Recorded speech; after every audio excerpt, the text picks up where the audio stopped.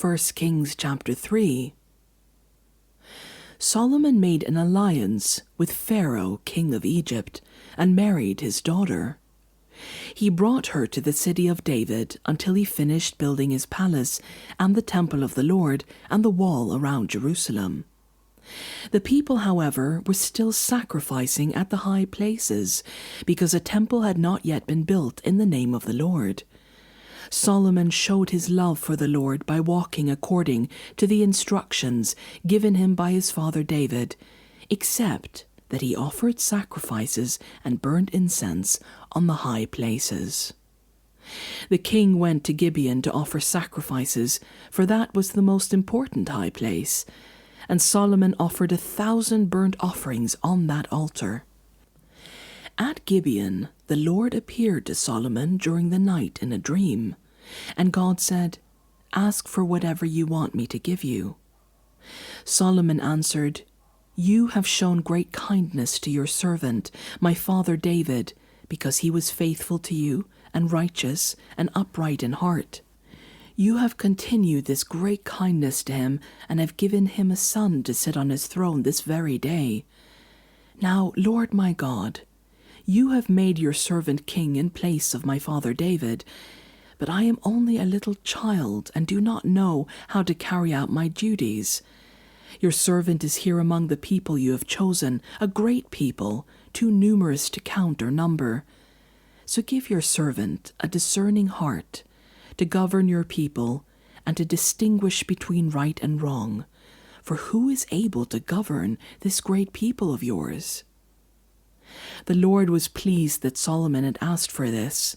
So God said to him, "Since you have asked for this, and not for long life or wealth for yourself, nor have asked for the death of your enemies, but for discernment in administering justice, I will do what you have asked. I will give you a wise and discerning heart, so that there will never have been anyone like you, nor will there ever be. Moreover, I will give you what you have not asked for, both wealth and honor, so that in your lifetime you will have no equal among kings. And if you walk in obedience to me and keep my decrees and commands, as David your father did, I will give you a long life." Then Solomon awoke, and he realized it had been a dream. He returned to Jerusalem, stood before the ark of the Lord's covenant, and sacrificed burnt offerings and fellowship offerings. Then he gave a feast for all his court.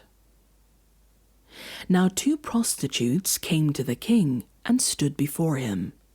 One of them said, "Pardon me, my lord, this woman and I live in the same house, and I had a baby while she was there with me. The 3rd day after my child was born, this woman also had a baby. We were alone, there was no one in the house but the 2 of us. During the night this woman's son died because she lay on him.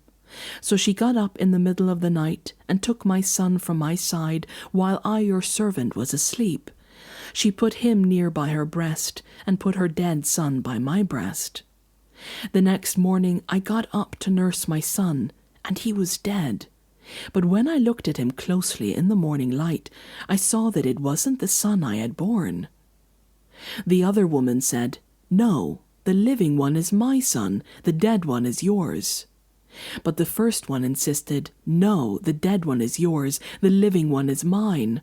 And so they argued before the king. The king said, "This one says, 'My son is alive and your son is dead,' while that one says, 'No, your son is dead and mine is alive.'" Then the king said, "Bring me a sword." So they brought a sword for the king.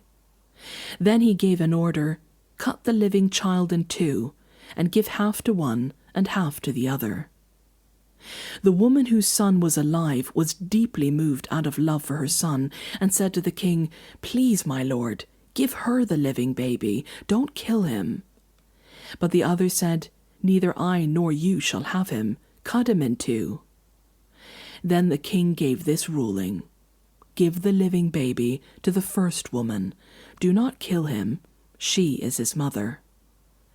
When all Israel heard the verdict the king had given, they held the king in awe, because they saw that he had wisdom from God to administer justice.